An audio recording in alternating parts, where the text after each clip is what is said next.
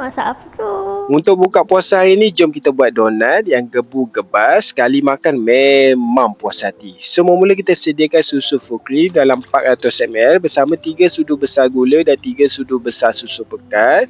Kacaukan sampai ia larut, dah panas sekejap, dah atas dapur ataupun microwave. Kita nak bagi dia suam je, bukan sampai mendidih. Masukkan 1 paket yeast, kita kacaukan sampai ia sebati dan kita boleh tutupkan dan biarkan 5 minit untuk yeast tu aktif. Masukkan tepung gandum 1 kilo, 1 sudu kecil garam dan baking powder. Kacaukan sampai ia sekata. Masukkan 2 biji telur yang dikacau. Bila yeast dah kembang macam ni, kita boleh masukkan sekali. Kacaukan adunan ni sampai ia sebati elok. Nak senang boleh guna tangan je. Uli adunan ni sampai jadi doh macam ni. Masukkan air sejuk sikit demi sikit dalam 50 ke 100 ml. Jangan masukkan terlebih. Kita agak-agak je. Kalau dah dapat doh yang tak melekat pada tangan tu, jadilah tu. Boleh masukkan 4 sudu besar margarin ataupun pelantar. Kita sambung uli doh ni sampai ia sekata elok. Lepas tu bolehlah kita bahagikan doh ni kepada 2 bahagian. Kalau korang ada bekas yang lebih besar, tak perlu pun kita nak bahagikan doh ni. Kita restkan doh ni minimum sejam macam tu untuk bagi dia kembang. Bila doh kita ni dah kembang 2 kali ganda macam ni, kita buangkan udara dalam doh kita ni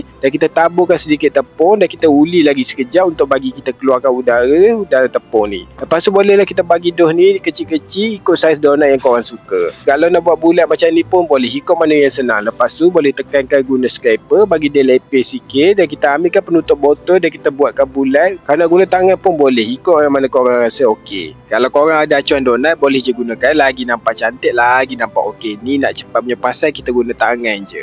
Dah siap semua, kita rasa sekejap, barulah kita gorengkan dalam minyak yang panas dengan api yang perlahan. Gorengkan sampai kekuningan dan garing bahagian luar. Lepas tu kita boleh angkat dan toskan minyak. Bila dah suam, kita boleh gaulkan donat kita ni dengan gula sampai ia sekata. Kalau nak pakai susu tepung ataupun topping lain pun boleh, terpulang pada cita rasa korang. Siaplah kuih kita untuk buka puasa hari ni, donat gebu-gebas. Memang gebu dan lembut je tekstur donat kita. Baba dalam donat tu pun cantik je. Kalau dah sejuk pun still masih lembut dan sedap bila makan. Nak buat frozen pun boleh. Untuk lebih lagi banyak resepi, boleh follow, like dan komen.